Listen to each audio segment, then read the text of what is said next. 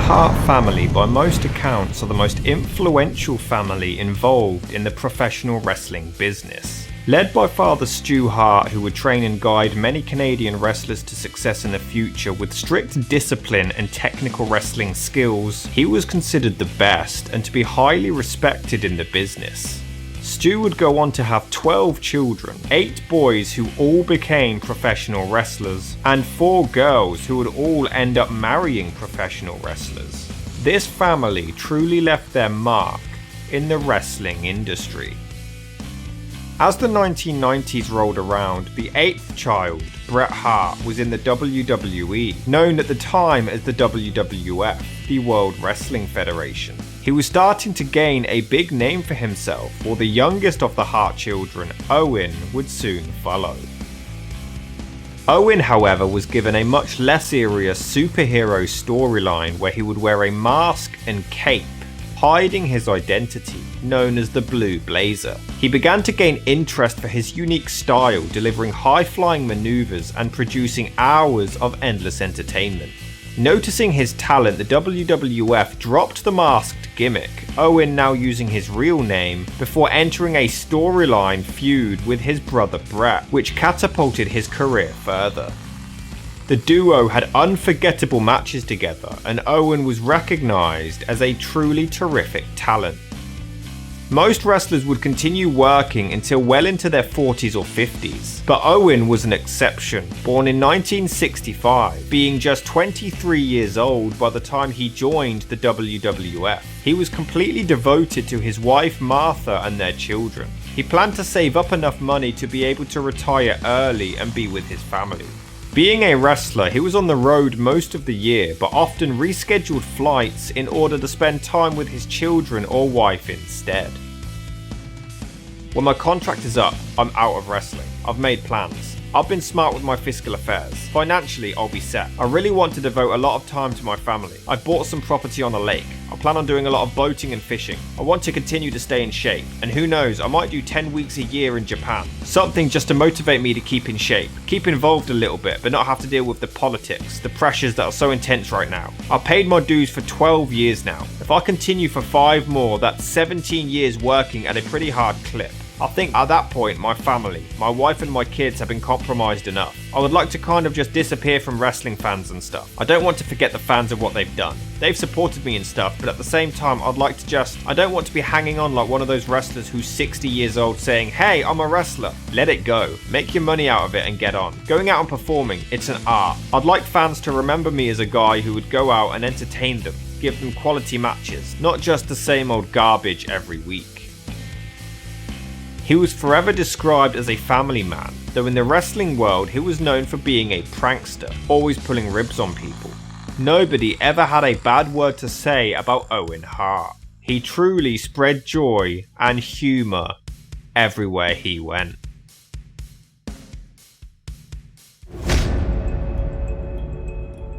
On November the 9th, 1997, Owen was now 33 years old when his brother Bret left the company due to creative differences with WWF chairman Vince McMahon. Vince wanted Bret to lose the championship belt in Montreal, Quebec, Canada, but Bret refused, leading to him going against the scripted finish and making him lose anyway to take the belt away from him.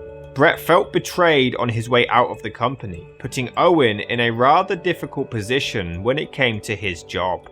Owen was entirely loyal to his brother, but Bret actually convinced him to stay with the company. The WWF knew how talented Owen was, and now Bret was gone, they could push him further outside of his more successful brother's shadow. They did their best to keep him, and succeeded. Unfortunately, this incident was when things began to change. The incident in Montreal with Bret led to the WWF producing more controversial and edgy television. The program became much more about televised entertainment, crude humour, soap opera-like storylines and edgy material than about professional wrestling. But Owen Hart didn't fit into this image. He was a family man who was all about the art of pro wrestling and not ridiculous storylines, costumes, or gimmicks. Vince Russo was one of the main writers and bookers, and he couldn't think of anything to do with Owen based on the new style and direction. Owen was pro wrestling through and through and just didn't fit into the product they wanted anymore. He had a close friend on the roster called Jeff Jarrett, who was managed by a woman called Deborah at the time. One storyline that Owen was asked to do was for Deborah to leave Jeff to be with him, but he wasn't comfortable with this idea. Owen didn't want people to think that he was cheating on his wife, or for his children to see him doing these scandalous things on television and for them to be bullied at school for it, so he refused. He found these ridiculous storylines to be incredibly distasteful and disrespectful to the art of professional wrestling. Unsure what to do with Owen, the WWF decided to bring back his old blue blazer gimmick, utilizing his comedic talent to full effect. However, this would unfortunately be the end of Owen Hart.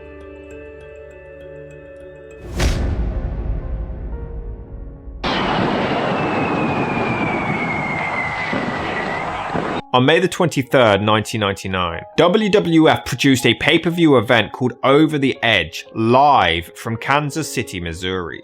Owen Hart, as the Blue Blazer, was due to face the Godfather for the WWF Intercontinental Championship, a match that Owen was scheduled to win.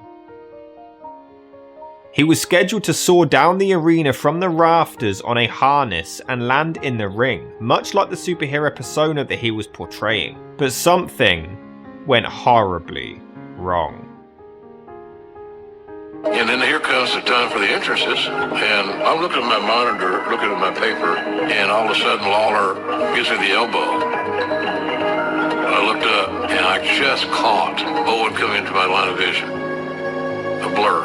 But I caught a glimpse of something falling and actually hit the referee and the corner of the ring turnbuckle there. We were clearing out the ring. I had my left hand on the top rope and I was kicking debris out of the ring and I was moving towards the corner. At that time, there was a promo playing on the screen of the Blue Blazer. I thought I heard a screaming, and then I felt something brush against the side of my head and my shoulder, and at the same time, the top rope that I was holding pulled out of my hand and came back and like jammed my fingers. And I'm thinking in my head, what the heck was that? And when I turned and looked, there was Owen. He was like laying in the ring, like face up, and I just started screaming for help. When Owen was falling, everybody that was there said the last thing that he yelled was, "Look out.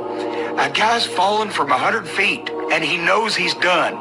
And the last thing he's thinking is, look out, I don't want to hurt you." It happened so fast. And then as I looked and I saw then that it was Owen, and I realized something bad had happened. He must have fallen. And I remember I punched JR, and our microphones were hot. And JR looked at me, and I couldn't say it, but I said,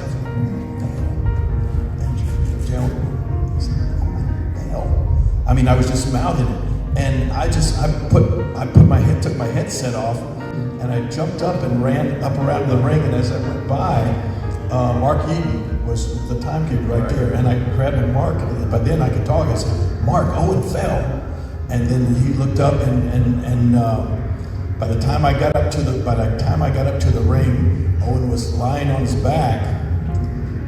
But his hand was, he was lying flat on his back, but his hand was up like this, like he still had his hand up, and so I didn't think, I wasn't thinking at all that he was dead, mainly because his hand was up like that. But then, by that time, some EMTs came rushing into the ring, and they immediately started taking the mask off of Owen. I mean, Owen was lying on his back, and I was as close as I am to Mark right here, and I could literally see the color drain out of his face, starting from his nose all the way back, and it was pink, and then all of a sudden it was gray, and it just went right out of it. And I knew right then that he was gone. It was Jerry Lawler who came back. He came through the curtain, and Jerry was as white as a ghost. And his exact words were, "I think he's dead." And we're like, "Who?" And he's like, "Owen." The pay-per-view event was airing a vignette of the Blue Blazers' past build-up to the match at the time, but live in the arena, Owen's harness released prematurely, sending the Canadian wrestler plummeting to the ring from around 100 feet in the air, crashing onto the mat in front of thousands in the Kemper Arena, narrowly missing referee Jimmy Corderas by inches. Once the vignette finished playing, the camera remained on the crowd while officials tended to Owen and panic ensued backstage, while the live crowd were unsure if this was actually real or just part of the show. Ladies and gentlemen, when you're doing live television, a lot of things can happen, and sometimes they are not good. The Blue Blazer, as we know as Owen Hart, was going to make a very spectacular superhero-like entrance from the rafters, and something went terribly wrong here. Certainly, Owen Hart, Blue Blazer, very serious situation here at this point in time is being attended to by the EMTs. This is not a part of the entertainment here tonight. This is as real can be here. And the EMTs are tending to Owen in the ring now. And we are at a little bit of a loss for this situation. I've been doing this for more years than I would like to admit. And this is it's one of the most shocking things I've ever seen. This is not your typical wrestling storyline. This is a real situation. Owen Hart was to ascend in a superhero-like entrance from the ceiling of this arena, and something terribly went wrong. I don't know if the harness broke or what the malfunction was. Due to Owen being known for his pranks, some of the wrestlers believed that it was all just a joke, but were soon forced to face the horror. He was taken away to hospital immediately, and the next match was ordered to continue as planned. The aforementioned Jeff Jarrett had to do a live segment just moments after seeing his friend being taken away for immediate medical attention. First off, Owen Hart, I'm praying for you, buddy.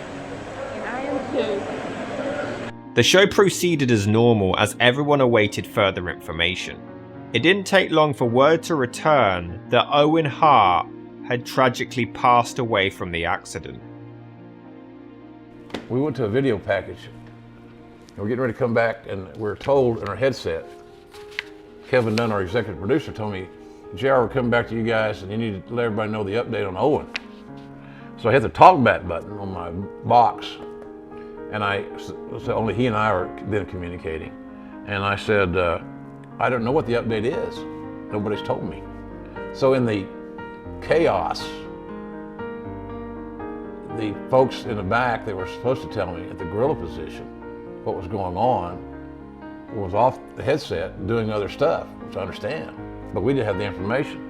So he told me, he said, well, he's dead, and you're back in 10, 9. So I had like 10 seconds to kind of figure this, process the dead, and to be able to articulate something that was half-assed legible to the audience. Tragedy befell the World Wrestling Federation and all of us. Owen Hart was set to make an entrance from the ceiling, and he fell from the ceiling. And I have the unfortunate responsibility to let everyone know that Owen Hart has died. Owen Hart has tragically died from that accident here tonight. This was only announced to the televised audience and not to the crowd in the arena, who was still unaware if it was real or not. They all went home that night without finding out what actually happened. Why didn't you tell the live audience? JR, Jim Ross came on and very eloquently, and I think very appropriately, told the audience watching at home via pay-per-view that Owen Hart had died. Yet the people in Kansas City, Missouri, at the arena, didn't know that. Why didn't you tell them? Well, My guts were telling me, don't announce to the live audience that Owen passed away. And I don't exactly know why, really, other than the fact that I don't know that it's necessarily fair for someone who was there to have that announcement. They were going to find out for sure, as everyone else in the world found out in due time. Was it appropriate at that time to announce after the event was over, oh, by the way, Owen passed away? That doesn't seem right to me. I don't know what would have happened to the audience. I don't know how they would have felt. I don't know what they would have done, whether or not there could have been any panic or what have you. I don't know. It just seemed not to be the right thing to do to announce to the live audience that Owen had passed away. Regardless, the show still continued, a controversial decision that many still remain outraged over to this day. Was there foul play? Is it an accident? We don't know, so leave everything the way it is till we figure this out. No, we'll just go ahead and have 4 or 5 more matches. That they didn't stop Kansas City was bullshit. The fact that Vince just discarded Owen like he was a piece of garbage and scraped his dead body off the mat and sent wrestlers out to wrestle on a ring where Owen's blood was, and it even had broken some of the boards, Owen's fall, so there was a dip in the ring and they could feel where he fell. The police should have stopped the show and they should have investigated immediately. This was a potential crime scene. There's been a death here, and we can't just let the show go on. Why didn't you stop it? Well, I think that when you're, first of all, this is the first time and hopefully the last any incident like this ever occurs in the WWF. And it's an excellent question as to why we continued on, because we have been criticized by many. Some also have supported us for continuing on. It was one of the most difficult things we've ever had to do, was to continue on. Quite frankly, for better, for worse, and people are going to think a lot worse of me for saying this. At the time, we didn't think of not continuing. None of the performers, none of the producers, not me, no one. Now, whether or not that is because as performers it is ingrained in us that the show must go on, I don't know. No one thought of stopping the show at that time. So when you look back at it then, because at the time you're acting emotionally and Right. you're shocked like everyone else, and maybe you're almost in a trance given what has happened. But as you look back and you say, if I could do it again, Right. would you have stopped the show? Well, firstly, let me say that by continuing with the show, certainly, even in hindsight, there was no disrespect to anyone intended. None whatsoever. None intended. Right. But I'm not sure that disrespect was not laid on the Owen Hart family. I'm not sure that if I was a family member Right. and someone close to me had died in the ring, and as you put it, what you do, your business is entertainment, and you allowed the entertainment to continue with the blood of Owen Hart still in the ring, I'm not sure that's not disrespectful to Owen Hart and his family. It may be, from your standpoint. No one knows Owen better than, say, I do, I don't think, in my family. And I speak as well or best for Owen when I say that Owen would not have wanted the show to go on. I don't think, if you look at anyone with any common sense in their family, no one would want the show to go on. And I think if Vince McMahon had dropped Shane McMahon from the ceiling and he splatted on the mat, I don't think he would have scraped him off the mat and sent the next match out. WWF wrestler Bradshaw claims that Vince McMahon gave the talent the option of to wrestle or not and never pressured them into it, while others claimed that they were forced to continue on with the show regardless. Some of their real reactions can be seen during their entrances, having to perform moments after finding out that their friend had died in that very ring. In this business,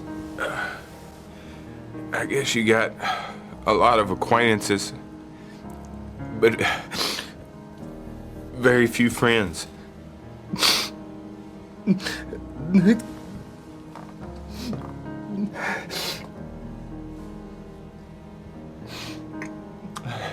And Owen,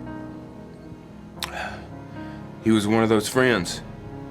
The next night on WWF's weekly television show Raw, the wrestlers paid tribute to their fallen friend, and that particular pay-per-view event wasn't played again for 15 years. It wasn't until 2014 when it was finally put on the WWE network, paying tribute to Owen Hart, though all footage of him and the accident that night were all edited out.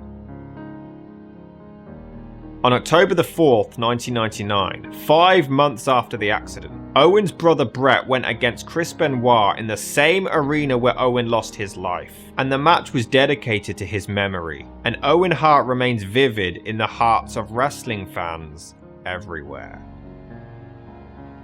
But Owen's widow Martha has had a truly long and hard journey attempting to deal with this terrible tragedy. And there's still many questions that remain unanswered, all pointing towards the WWF, their writers, and the harness that Owen used that night. Many wondering who is to blame. It was Friday, May the 21st, 1999. 2 days before the accident, when a phone call took place. The pay-per-view event for the Sunday night was completely written and planned when Vince Russo received a call from the rigging company who would help the competition WCW. This company created exciting television by having Sting, based on the Crow franchise, descend down to the ring in dramatic fashion. The people responsible for the harness rigging offered to assist the WWF with something similar. Russo didn't know how they could help, but after reading through the list of matches, he saw Owen's name and thought that it would fit his character perfectly, as the comedic superhero planning for him to fly down into the ring and then stumble around like a klutz for comedic effect. This was all to parody WCW's Sting. Owen had actually performed this stunt in the past on non-televised events, but nothing of this magnitude. He was afraid of heights and often expressed his reluctance to do this stunt to many friends, family members and colleagues, though Vince Russo claims that Owen never once told him that he was uncomfortable doing it. Owen was a businessman and feared that if he refused to do this stunt after refusing the other previous storylines, he would come across as a buzzkill and he may even get fired for it. Many witnesses claim that on the day, Owen was still terrified of doing the stunt. One witness even claimed to be the final person to ever speak to Owen before he entered the rafters, and he was beyond nervous. He never questioned ever his safety because he assumed that this billion-dollar company was certainly going to make sure that they hired the best in the business, which they did not. This was a stunt that had been done before, and not just by Owen. Shawn Michaels successfully used a harness to create a spectacular entrance 3 years earlier at WrestleMania 12. However, the WWF weren't happy with this particular harness as it took far too long to release. On the day of the event, Vince and his son Shane were in the ring practicing some moments for the show, when Owen surprised them by successfully descending down to the ring, laughing and making jokes as he did so. However, it took too long to release. The WWF wanted everything to be as realistic as possible, and a wrestler landing in the ring and taking a solid minute to remove a harness while his opponent just stood there and watched without attacking him didn't make any sense. They felt like it would make for bad television. Owen suggested that he could simply enter first to avoid having the opponent issue as they wouldn't be in the ring yet, and Russo promised to sort it, but never told him that this change was made. Owen was going to enter the ring first, but WWF still wanted a new harness anyway.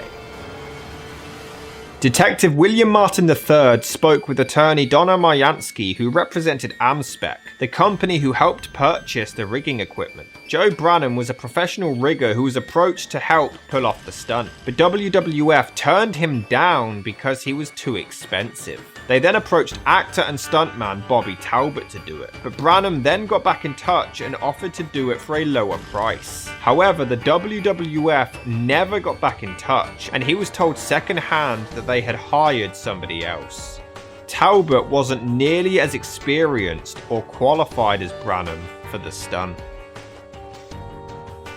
Talbot met with the WWF and was told that in order to execute this stunt correctly, Owen would need help descending from the rafters. Talbot told them that this wasn't true, as Sting had done it by himself many times before, though it was later revealed that he wasn't actually the main rigger for WCW stunts at all, and he only assisted with them. This new rig was made by Lumar, who specialised on marine equipment, and it was made specifically for sailboats and not for stunts. But this kind of substitution has been done before in stunt work, so it wasn't out of the ordinary. However, what wasn't normal was the fact that the harness only had a single snap shackle, which is extremely unsafe for what they needed it for. This shackle could snap open with just 6 pounds of pressure. Owen Hart weighed 227 pounds. This is actually the clip that held Owen. This is the actual clip. It's a clip meant for the sole use of sailboats, and how it's designed is it's designed to release on load. So when you have a load on it, and then when you just click it, then it just opens. It opens immediately because the design is to let the mast down on a sailboat. It's this quick release right here, 6 pounds of pressure to release it like that. That's it. This is what was holding him. This little thing right there. That's it.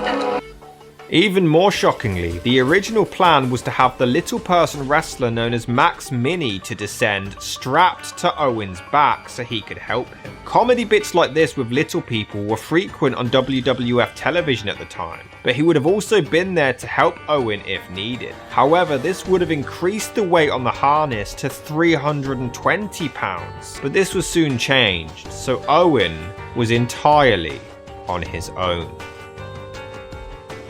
Most rigging systems have a backup safety line or some kind of secondary failsafe for extra precautions. This one didn't.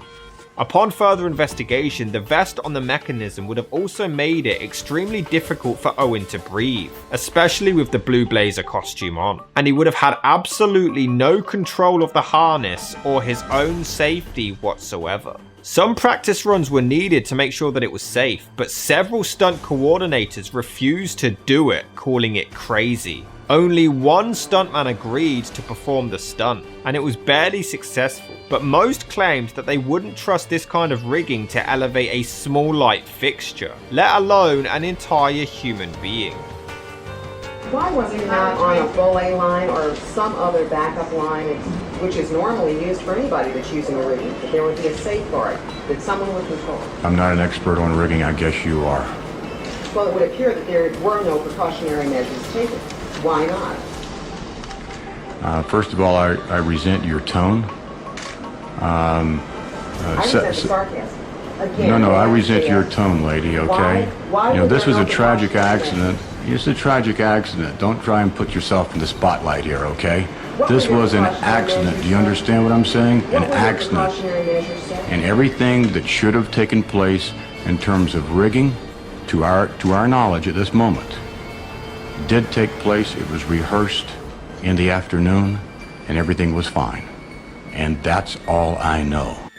On the day of the accident, WWF claimed that several rehearsals took place before the event, but this has been highly disputed. Though Talbot claimed that this specific type of rigging had issues of premature release in the past, in 1995 and 1997, which the WWF were well aware of. To the point the company nearly began distributing them with warnings that sometimes they can release early. But the manufacturers refused to do this, claiming that the accidents weren't too common to warrant the warning.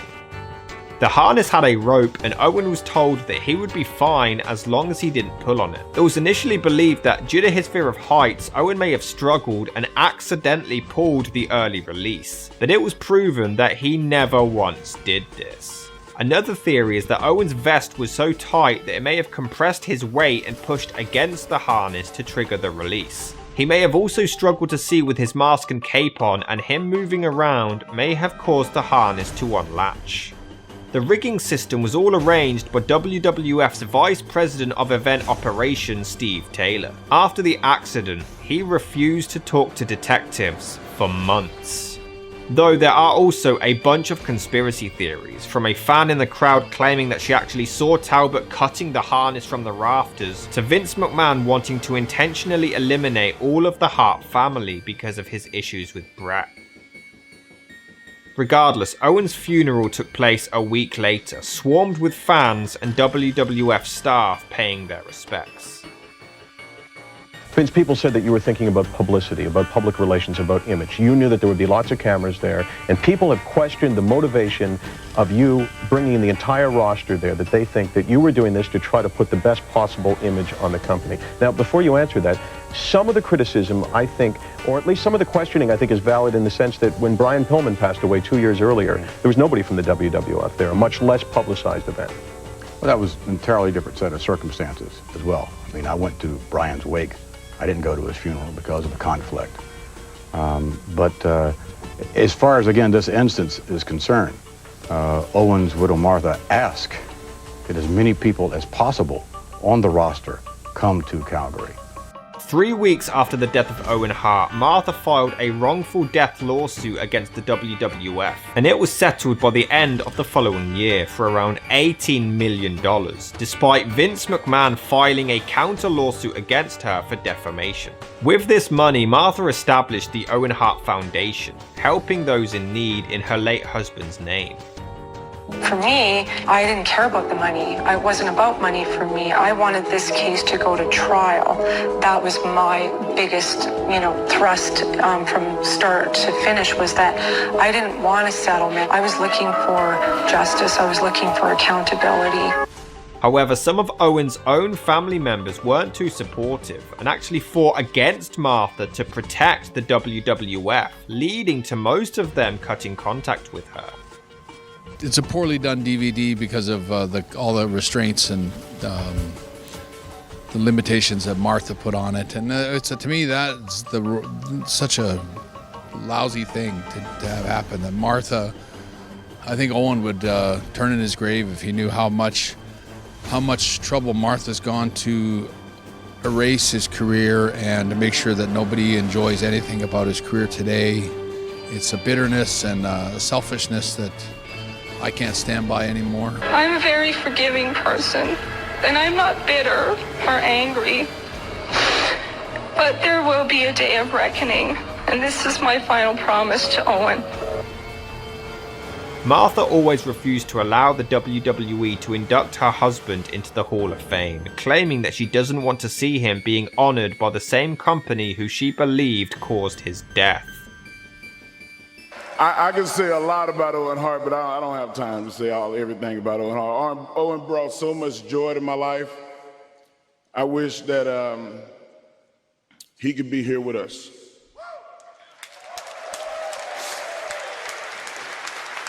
And I miss him dearly. And Martha, like camera, zoom in here. I know it's not pretty, but just zoom. Please.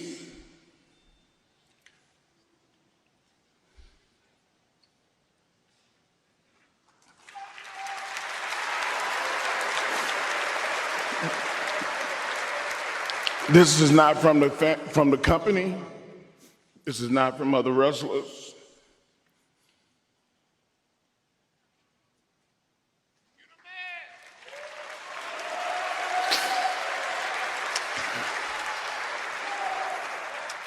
This is from his other brother. He needs to be here.